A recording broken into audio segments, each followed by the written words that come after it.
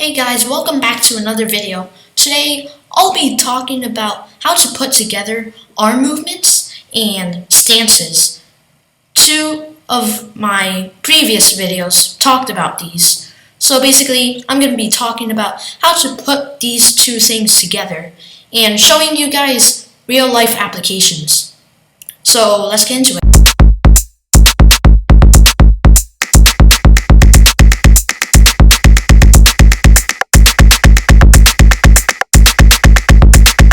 So now I'm going to be talking about how to put together the arm movements, such as blocks and punches, and put it together with stances. So let's go order. Now, sometimes you'll hear left leg forward, get on the right. This would mean that you move your left leg forward into your front stance. And when you do that, do a downward block, because that's what get on the line means. So left leg forward, this is my left leg. So left leg forward, get on the line. This is the lower block. This is kind of like getting ready another time, because you can't just go into your movements without being in a stance first. So left leg forward, get on the right.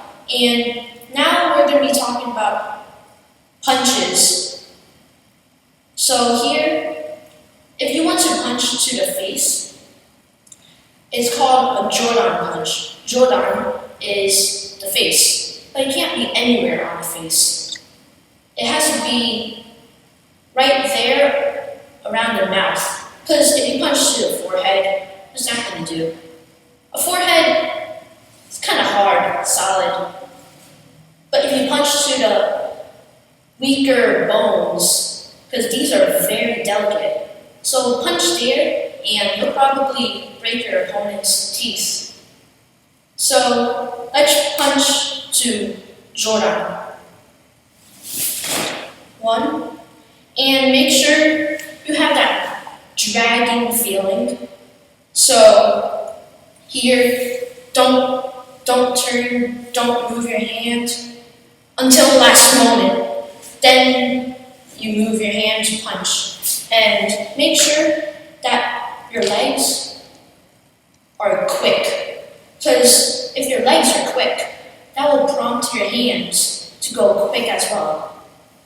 Because your hand movements and your leg movements have to be synchronized. They have to end on the same time. So here, if your legs move fast, then your hands will move fast. If all of those move fast, then you will have quick, speedy movements.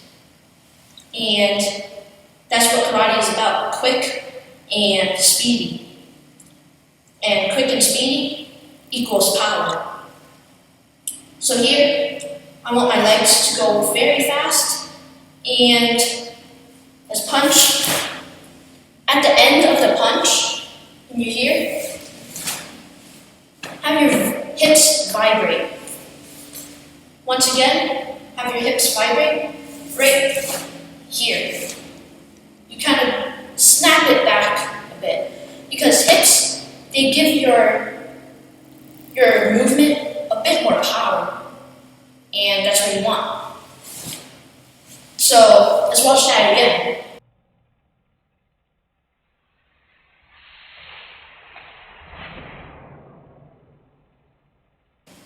So now, we're going to be punching 2 more times. Keep all of what I said in mind. So let's go 1 and 2. Make sure your hand is facing the correct target, which is these bones right here. And now, if someone wants to punch to your Jordan, then you got to block.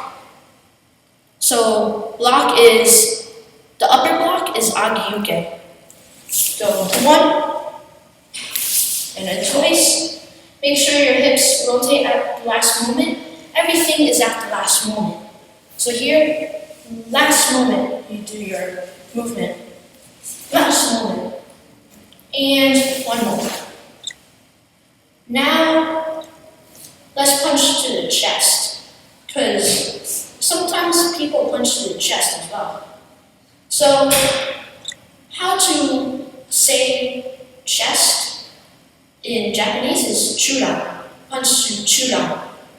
But it's not really chest. It's not the chest, really. It's more of the area that is right below your chest. It's the area where your ribs are separating.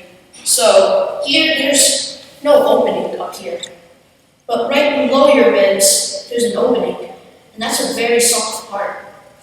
It's a very important part because that's where all your guts are. And most likely hurt. So don't punch here, punch here. So let's go in once, twice, 3 times. And now, how to block that is using the chest block, of course. So we're going to go back once, twice, 3 times. And now, if you want to punch to the lower area, because in my opinion, that hurts way more than probably churan or joran. So now, this is giran in Japanese. Lower area is giran.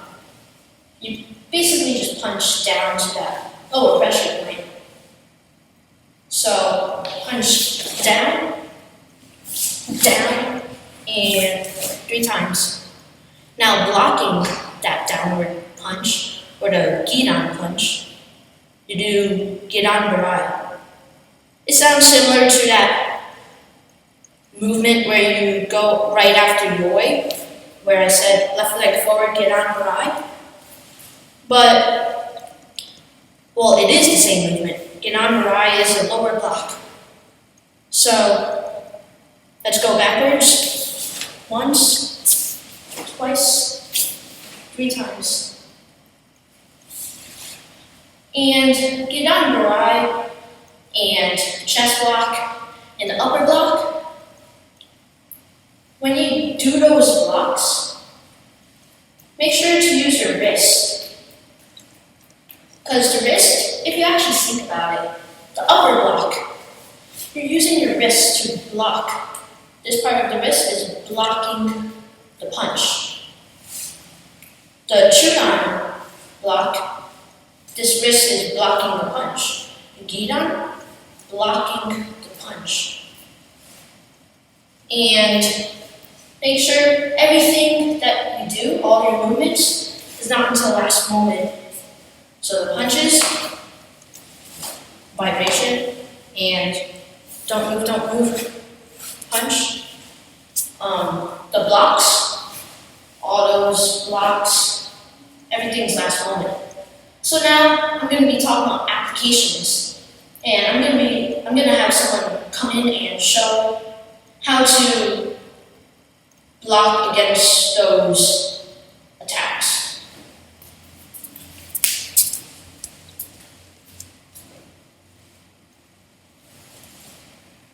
So, if someone wants to punch to your joran area all of a sudden, then you gotta be prepared.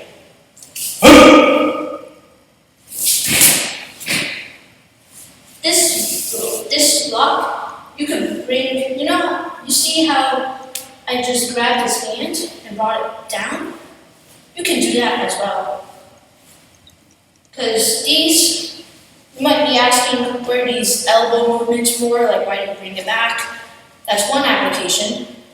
The other application is if you want to hit someone from behind, if someone's coming at you, all of a sudden you hit them. So now, if someone wants to grab my shirt, or in this case, my gi, they step in and grab, then I also got a block.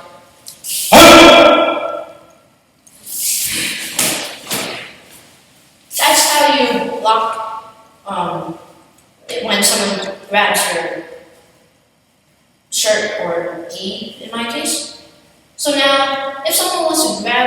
my arm and drag me into a dark alley or who knows what. So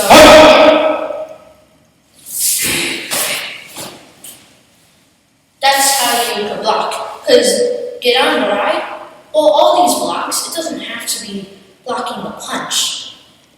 They could block that grab, they could block this grab, and, well, Jodan, you could block all those basic blocks, could not only block punches, but other things as well. So, that is all for applications and also all for this video. If you guys enjoyed this video, learned a lot, then leave a like and